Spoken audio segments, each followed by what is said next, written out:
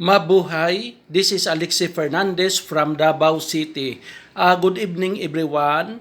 At this moment, just arrived here in the office from our IBC Church.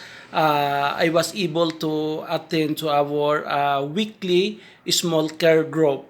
Our care group is a revival for Zone 1 and Zone 2.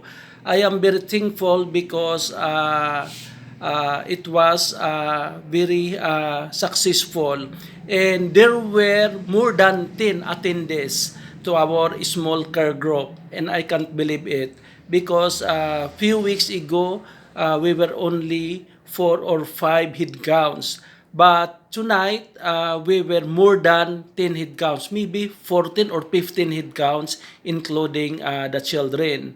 I thank God for that. And thank you to Ate Lisa for allowing me to facilitate to our care group tonight. And thank you also to Ate Soring Garino. Happy birthday, Ate Sor. God bless you more. And thank you everyone to all the people who came in the church. God bless us all. Good night.